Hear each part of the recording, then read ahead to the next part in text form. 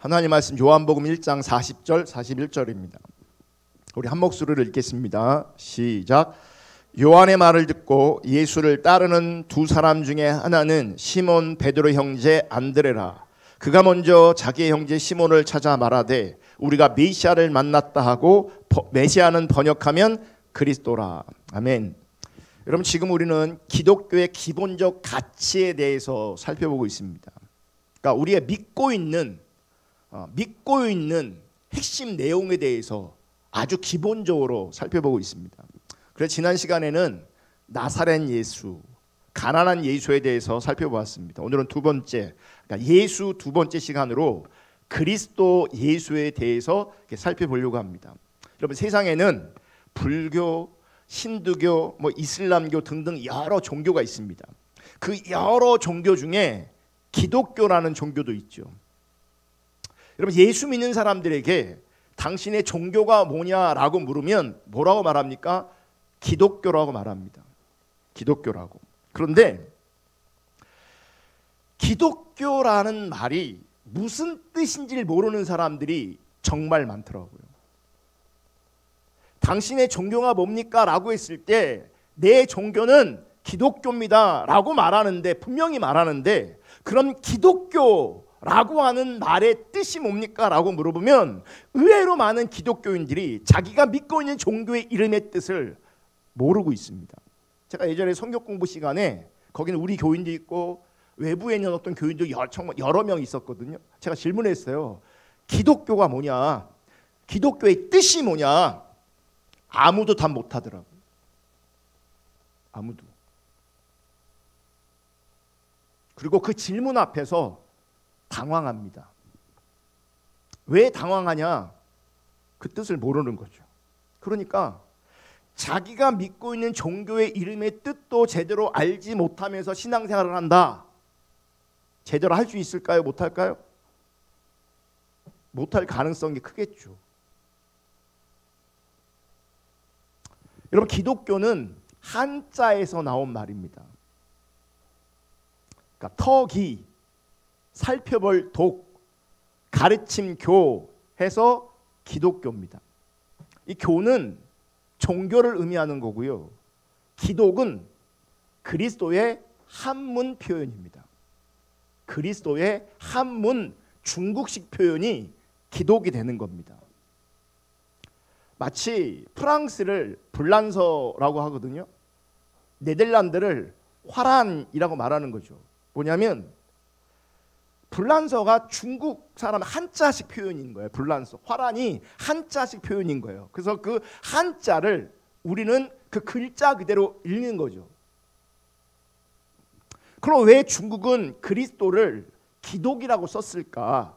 그럼 중국에서는요, 기독이라고 쓴 이유가 뭐냐면 한자의 그 글씨가 가지고 있는 뜻이 중요한 것이 아니라 그리스도라는 고유 명사를 그 발음 나는 대로 음역한 거예요. 소리 나는 대로 이제 음역한 거죠. 그러니까 그리스도에 제일 가까운 글자를 따가다가 그렇게 부른 거예요. 그러니까 뜻하고는 상관이 없는 거예요. 그러니까 소리랑 상관이 있는 거죠. 음이랑 상관이 있는 거예요. 그래서 음역했다라고 하는 거죠. 그래서 원래는 그리스도를 중국에서는 그러니까 기리사독이라고 불렀어요. 이 기리사독은 한자를 우리식으로 읽은 거예요. 한자를 기독 그렇게 읽는 것처럼 기리사독이라고 불렀는데, 나중에는 이 기리사독이 길어서 기리사독 기자와 맥자와 독 해갖고 기독이 된 거예요. 기독. 그래서 이 기독이 그들 발음으로는요, 지뚜 이렇게 발음한대요. 지뚜 이렇게. 어쨌든 그렇게 짧게 부르게 되었고, 한자대로 우리 한국 사람들은 기독이라고 쓰고 읽게 되었던 겁니다. 그러니까 기독은 뭘 말하냐면 그리스도를 말하는 거예요. 그리스도. 기독교 하면 그리스도 교를 말하는 거예요. 아멘. 그럼 그리스도는 뭐냐? 그리스도. 신약 성경을 보면 예수를 부를 때 예수 그리스도 혹은 그리스도 예수라고 하는 표현을 자주 사용합니다. 그러니까 그리스도는 예수를 부를 때 그 예수와 함께 등장하는 단어인 거죠. 예수 그리스도. 그러니까 예수와 함께 등장하는 그 그리스도라는 그 말의 의미를 살펴보면서 예수가 어떤 분인가를 우리가 알아갈 수 있게 되어지는 겁니다. 아멘. 그러면서 그리스도의 의미를 살펴보면서 예수가 누구인지를 우리가 알아갈 것인데, 오늘은 메시아 예수, 메시아에 대해서만 먼저 우선적으로 살펴보려고 합니다. 여러분, 그리스도는 메시아라는 뜻을 가지고 있어요. 메시아. 그러니까 시브리어에서 메시아를 헬라어로 번역하면 그리스도가 되는 겁니다. 그러니까 메시아, 그리스도, 이건 같은 뜻인 겁니다.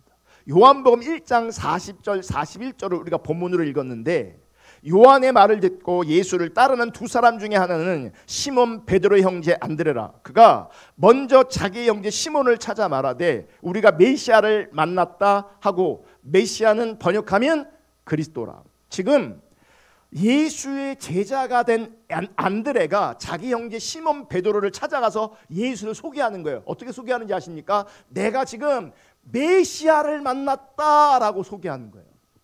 메시아를 만났다. 그러면서 메시아는 번역하면 뭐라고요? 그리스도다라고 친절하게 요한복음은 우리 가운데 설명하고 있습니다.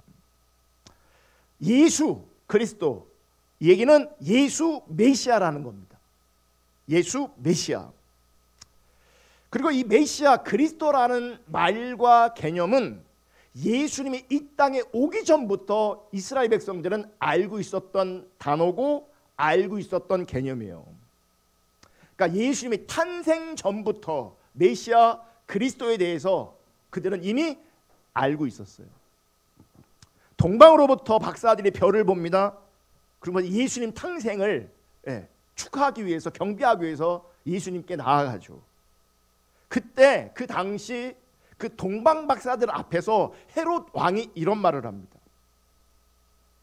마태복음 2장 1절부터 4절. 헤롯 왕 때에 예수께서 유대 베들레헴에서 나시매 동방으로부터 박사들이 예루살렘에 이르러 말하되 유대인의 왕으로 나신 이가 어디 계시냐. 지금 유대인의 왕으로 나신 이가 어디 계시냐. 우리가 동방에서 그의 별을 보고 그에게 경배하러 왔노니. 이렇게 얘기합니다. 3절. 헤롯 왕과 온 예루살렘이 듣고 소동한지라. 왜요? 메시아가 온다는 거예요. 이게 메시아가 났다는 얘기예요. 이 얘기가 그동안 많은 사람들이, 유대인들이 메시아를 기다리고 있었거든요. 그리스도를 기다리고 있었거든요. 근데 마침내 동방에서 박사들이 메시아가 났다, 유대인 왕이 나셨다, 이렇게 얘기하는 거예요. 그 유대인의 왕이라는 개념이 메시아 그리스도라는 겁니다. 그래서 유대인의 왕이 어디서 나시냐라고 물었을 때 4절 소동이 난 거고요. 4절에 왕이 모든 대제사장과 백성의 서기관들을 모아 뭐라고 질문하냐면 그리스도가 어디서 나겠느냐 물으니, 이렇게 돼 있어요.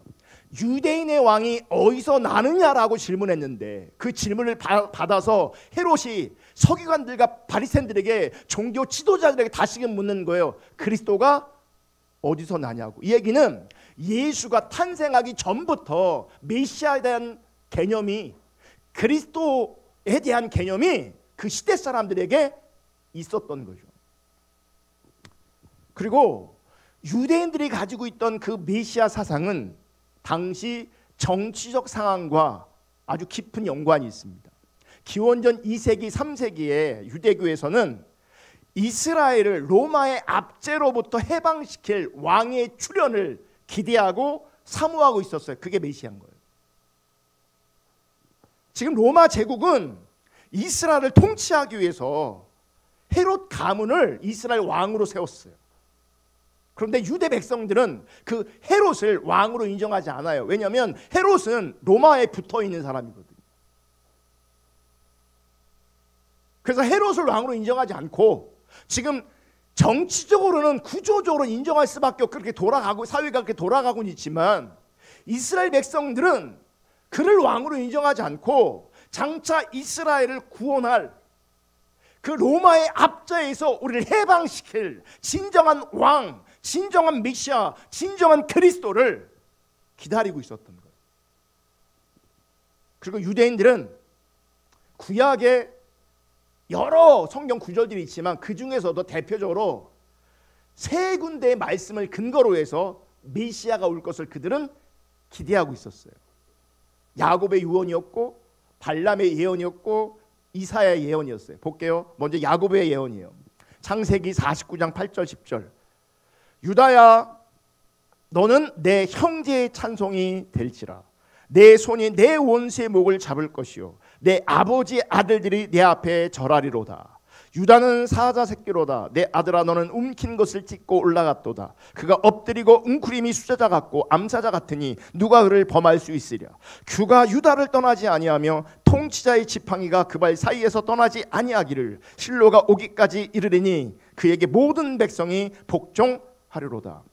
지금 유대인들은요 유다를 향한 그 야곱의 예언을 근거로 해서 유다 지파에서 메시아가 즉 그리스도가 나올 것을 믿었어요. 또 발람의 예언입니다. 민수기 24장 16절 17절. 하나님의 말씀을 듣는 자가 말하며 지극히 높으신 자의 지식을 아는 자, 전능자의 환상을 보는 자, 엎드려서 눈을 뜬 자가 말하기를 내가 그를 보아도 이때 일이 아니며 내가 그를 바라보아도 가까운 일이 아니로다. 한 별이 야곱에게서 나오며, 이게 메시아 예언입니다. 한 규가 이스라엘에게서 일어나서 모압을 이쪽에서 저쪽까지 쳐서 무찌르고 또 셋의 자식들을 다 멸하리로다. 그러니까 발람의 예언에 등장하는 별을 메시아의 상징으로 삼습니다. 이게 메시아 예언이라는 거예요. 또 이사야 예언입니다. 이사야 11장 1절부터 5절. 이새의 줄기에서 한 싹이 나며 그 뿌리에서 한 가지가 나서 결실할 것이요 그의 위에 여호와의 영 곧 지혜와 총명의 영이요 모략과 재능의 영이요 지식과 여호와를 경외하는 영이 강림하시리니. 그러면서 그 메시아에 대해서 설명합니다. 그리스도에 대해서. 그가 여호와를 경외함으로 즐거움을 삼을 것이며.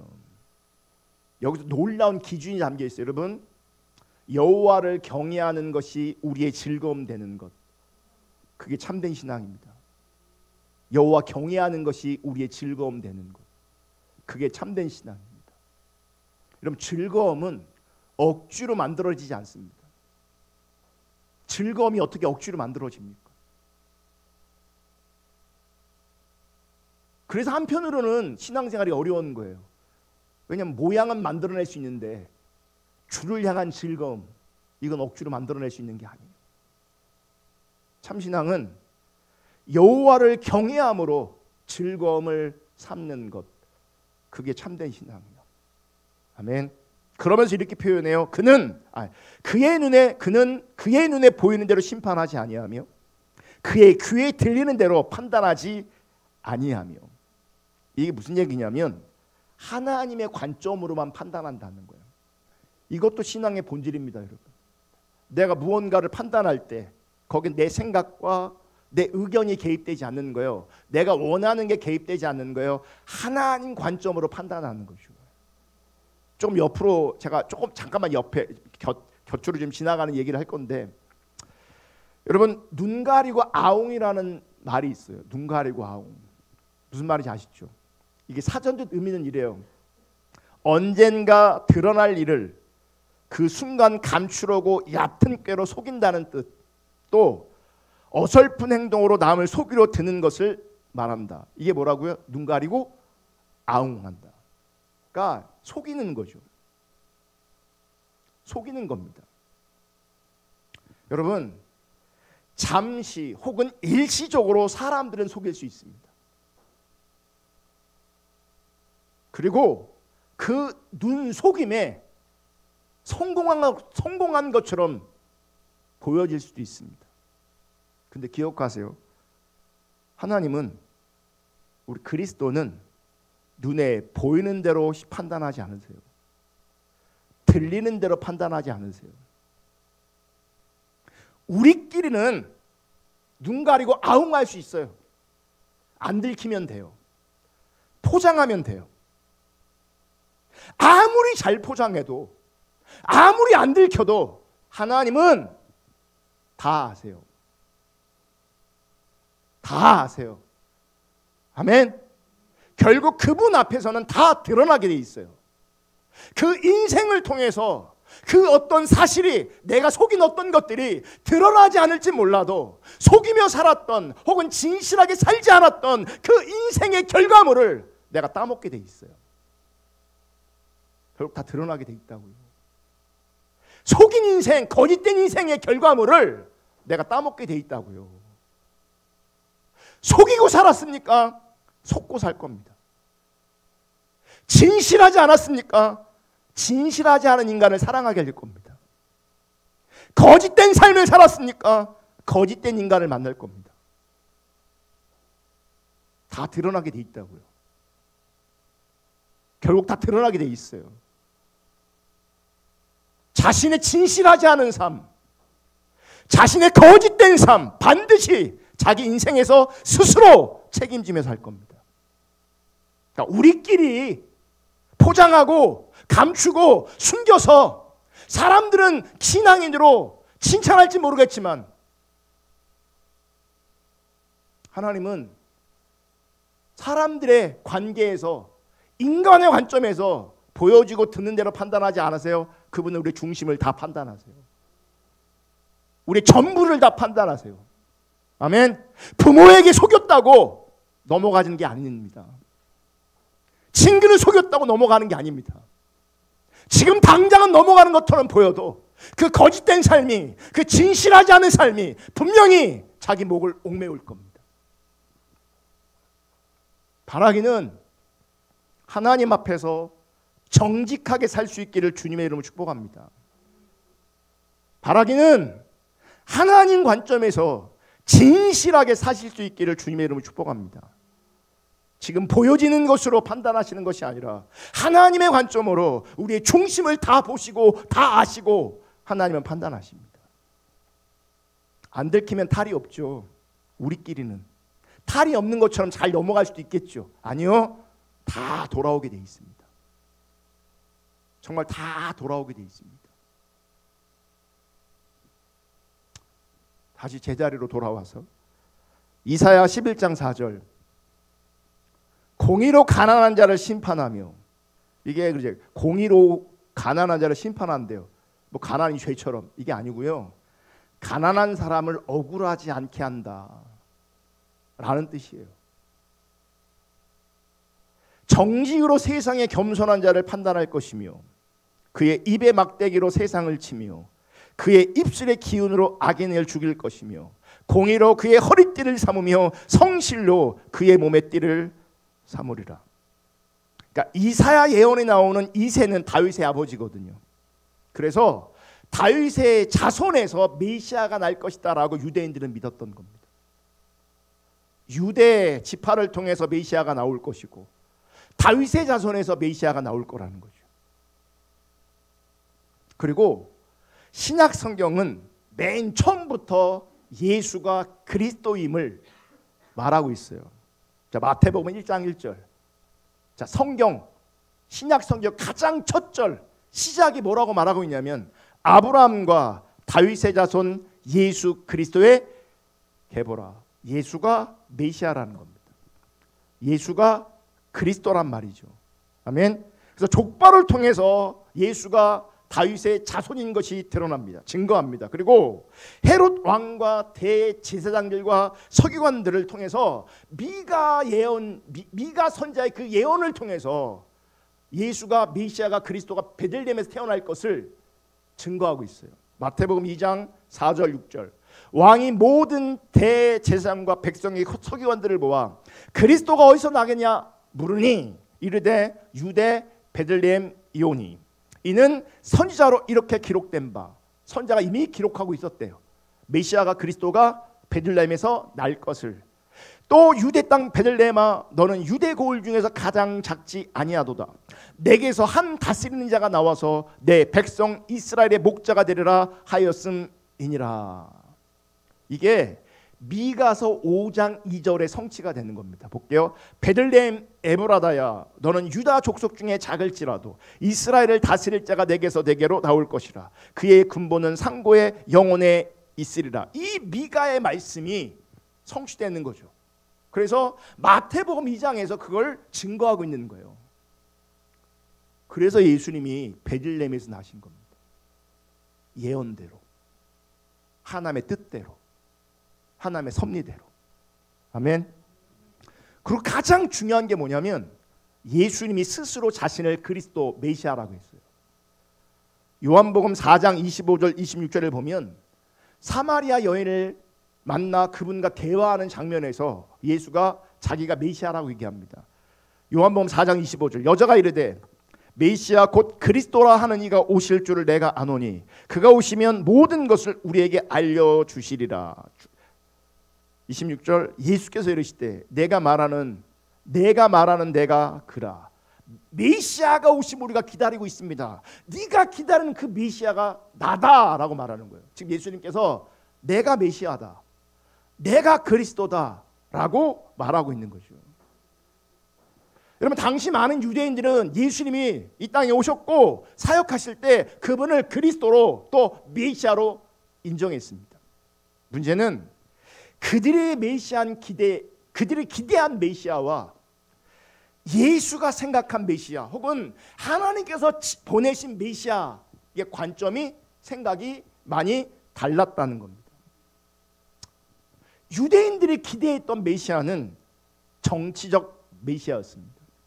이스라엘 민족을 이방의 압제로부터 구원할 군사적인 인물로 기대했습니다. 그래서 예수가 강력한 무력으로, 강력한 능력으로 로마 제국을 무너뜨리길 원했습니다. 그런데 그런 메시아이길 원했고 그런 메시아이길 기대했고 믿었는데 예수가 자기들이 기대한 그 그리스도 메시아의 모습을 보이지 않습니다. 그리고 자기가 기대한 메시아가 아닌 것을 그들은 비로소 깨닫게 됩니다. 그때 그들은 예수를 버립니다. 자기들이 원하는 메시아가 아니라는 거죠. 여러분, 이게 엄청 무서운 겁니다. 우리는요, 하나님이 하나님 아들을 메시아로 보냈는데 그 메시아를 메시아로 인정하지 않고 우리가 결정합니다. 메시아 아니야. 메시아 아니라고. 하나님이 메시아를 보냈는데 그분이 그리스도로 이 땅에 오셨는데 우리의 관점에서 혹은 나의 관점에서 내가 원하는 메시아의 모습이 아니라고, 내가 기대하고 내가 믿는 메시아의 모습이 아니라고 등을 돌립니다. 배신합니다. 결정을 우리가 합니다. 그만큼 우리는 하나님을 잘 모릅니다. 그만큼 우리는 하나님이 없습니다. 그들이 신앙생활 안 했냐고요? 신앙생활 열심히 했어요. 신앙생활 잘했어요. 근데 가장 결정적인 순간에 그들은 전혀 하나님과 상관없이 드러났는데 그것은 예수를, 하나님이 보내신 그 예수를 메시아로 인정하지 않았다는 거예요. 하나님이 보내신 그리스도를 그리스도로 인정하지 않았다는 거죠. 가장 결정적인 순간에.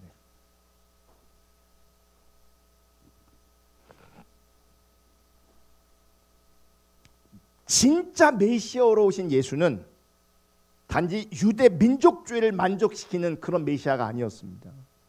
예수의 구원은 강력한 군사력으로 유대 민족을 로마 제국으로부터 해방시키는 투쟁사로 오지 않았습니다. 예수는 유대인들뿐만 아니라 이방인을 포함한 온 세상을 구원할 메시아로 이 땅에 오신 겁니다. 아멘. 예수가 의도한 구원은 로마 제국뿐만 아니라 그 이면에 자리 잡고 있는 근본적인 문제, 이런 그 시대의 로마 제국이 문제였거든요. 그 로마 제국이 많은 나라를 짓밟고 많은 가난하고 약한 자들을 짓밟고 핏빨아먹는 그게 문제였거든. 그래서 거기서 해방되고 싶었거든요. 거기서 벗어나고 더 자유하고 싶었거든요. 근데 그게 진짜 문제가 아니라는 거. 그 이면에 더 심각한 문제가 있으니, 더 근본적인 문제가 있으니 그것은 인간 누구나가 품고 있는 죄의 문제라는 거예요. 여러분, 인간이 얼마나 악하고 타락한 존재인지 모릅니다. 로마의 압제에 있을 때는 로마에서 벗어나고 싶잖아요. 내가 로마에서 벗어나서 그들이 가지고 있던 힘이 나에게 주어지면 그들이 했던 것처럼 똑같이 하고 더할 수도 있습니다. 내가 누군가의 압제 아래 있을 때는 자유를 원하고 해방을 원하지만 내가 힘이 있고 권력이 있을 때는 누가를 압제하게 됩니다. 왜 이런 현상이 일어나는가?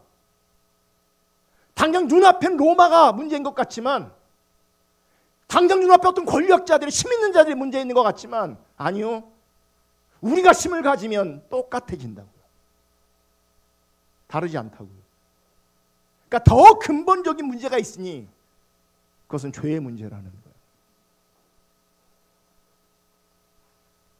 그래서 예수의 구원은 죄인인 인류를 살리기 위해 자기가 속죄의 제물이 되어서 대신 고난당하는 죽는 희생을 통해서, 십자가의 죽음을 통해서 이루어지는 사랑의 구원인 거예요. 그럼 그래서 진짜 하나님 나라가 이루어질 때, 예수를 메시아 삼을 때에 우리 교회가 하는 것처럼 누구를 억압하고 핏바라먹고 이런 게 아니라 낮아져서 섬기고 베풀고 나누는 자리에 있게 되어지는 거예요. 그게 십자가예요. 그분이 낮아지셔서 우리가 살게 되는 거죠. 희생해서 우리가 살게 되는 거죠. 버려서 살게 되는 거예요. 그게 성경이 말하는 참된 메시아 그리스도인 거죠. 아멘. 그리고 예수는 자신을 고난의 종으로 이해했어요. 고난받는 종으로. 이사야 53장 2절. 그는 주 앞에서 자라나기를 연한 순 같고 마른 땅에서 나온 뿌리 같아서 고운 모양도 없고 품체도 없은즉 우리가 보기에 흠모할 만한 아름다운 것이 없도다. 그는 멸시를 받아 사람들에게 버림을 받으며 간고를 많이 겪었으며 질고를 아는 자라. 마치 사람들이 그에게서 얼굴을 가리는 것 같이 멸시를 당하였고 우리도 그를 귀히 여기지 아니하였도다. 그는 실로 우리의 질고를 지고 우리의 슬픔을 당하였거늘 우리는 생각하기를 그는 징벌을 받아 하나님께 맞으며 고난을 당한다 하였도다. 그가 찔림은 우리의 허물 때문이요 그가 상함은 우리의 죄악 때문이라. 그가 징계를 받음으로 우리는 평화를 누리고 그가 채찍에 맞음으로 우리는 나음을 받았도다. 우리는 다 양 같아서 그를 행하여 각기 제 길로 갔거늘 여호와께서는 우리 모두의 죄악을 그에게 담당시키셨다. 죄의 사함이라는 것은 그냥 용서의 확신을 말하는 수준에 머물지 않습니다. 우리는 죄 사함 받고 천국 가는 것을 신앙이라고 생각하거든요. 예수가 해결한 죄는 죄책감에서 벗어나는 수준이 아니에요. 그 죄가 해결되잖아요. 우리가 하나님 나라를 품게 되고 하나님 나라를 살게 되는 겁니다. 그게 죄의 문제가 연결이 있는 거예요. 용서받았다는데 용서하지 않아. 용서받았는데 섬기고 사랑하는 삶을 안 살아. 용서받았다는데 섬기질 않아. 그 죄 용서 안 된 거예요. 죄 용서 된 게 아니에요. 우리는 지극히 개인적인 자리에서 윤리적인 도덕적인 죄를 생각내서 기억내서 그거를 하나님 이거 잘못했어요 용서해 주세요. 그럼 그 죄의 문제가 해결된 것으로 생각해요. 그렇게 단순하지 않아요.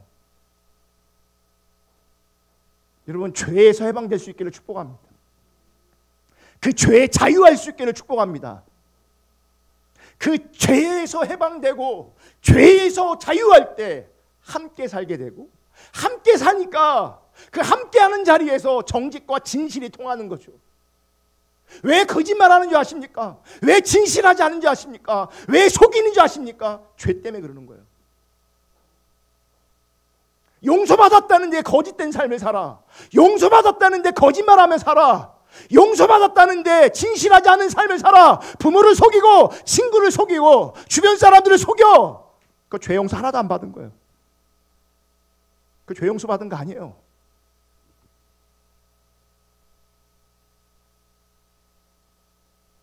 그 죄의 문제를 해결하기 위해서 그분이 낮아지시고 희생하시고 고난받으신 거예요. 우리 죄를 다 짊어지시는 거예요. 아멘. 그게 믿어지십니까?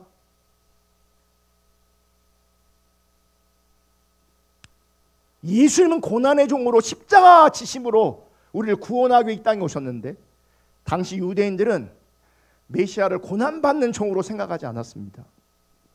아마도 당시 로마의 폭압이 너무 악랄했고 그로 말미암은 고통이 너무 처절했기 때문에 그들을 보복하고 싶고 그들에게 원수 갖고 싶고 그래서 강력한 힘으로 말미암아 그들을 무너뜨리고 싶었을 겁니다. 전쟁으로. 근데 용서로, 사랑으로 그들을 무너뜨리는 것은 그들은 상상도 못했을 겁니다.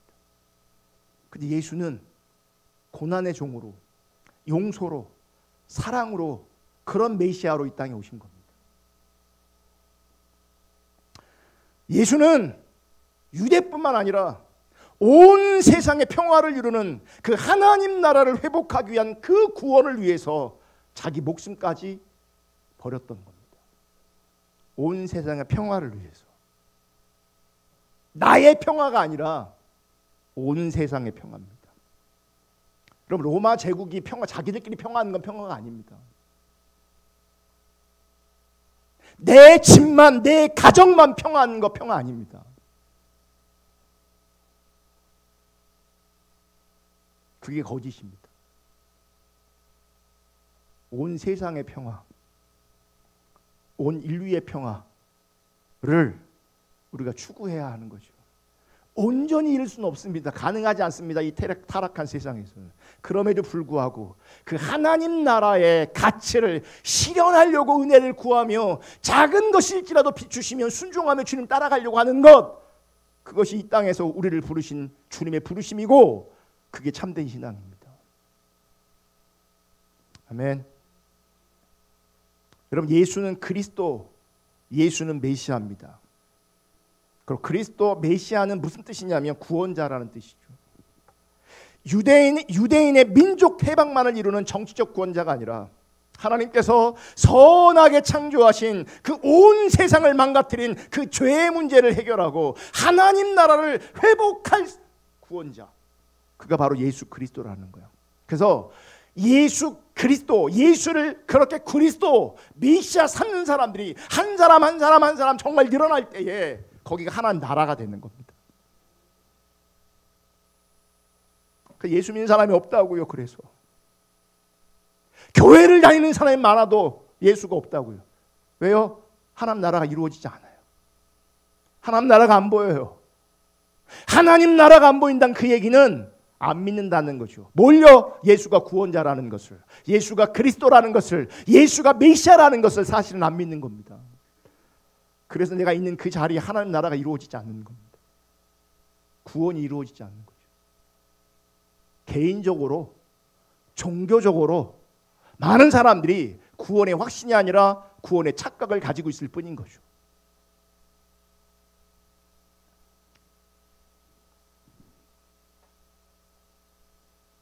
말씀을 마치려고 합니다.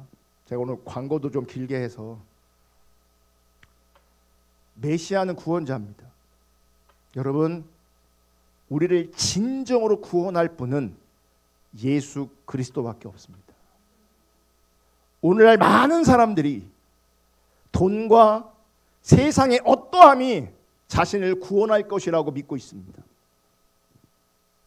그래서 그 믿음을 근거로 하여, 그 믿음을 기초로 하여 돈을 따라갑니다. 하나님의 기준과 돈이 부딪히면 하나님의 기준을 선택하는 것, 그거 신앙 아닙니까? 그게 신앙이잖아요. 하나님의 기준과 돈이 부딪혔을 때에 많은 경우 돈을 선택합니다. 왜요? 돈이 구원자이기 때문에. 돈이 그에게 그리스도고 돈이 그에게 메시아이기 때문에 그래요. 여러분, 반드시 인식하시고 기억하시기를 주님의 이름으로 축복하는데, 돈 절대로 우리의 메시아가 될 수 없습니다. 배우자 절대로 우리의 메시아가 될 수 없습니다. 자식조차도 결국 우리의 메시아가 될 수 없습니다.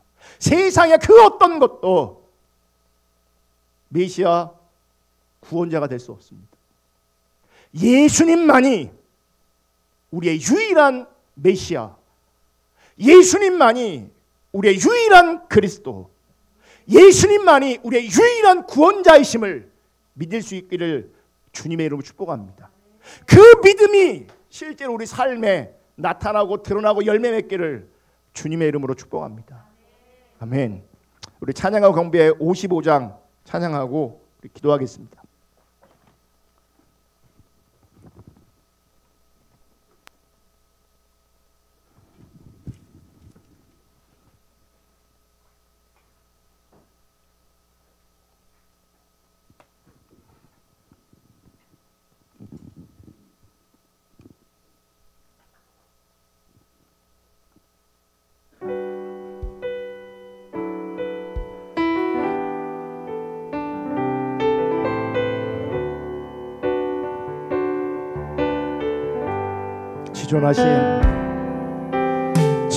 지존하신 주님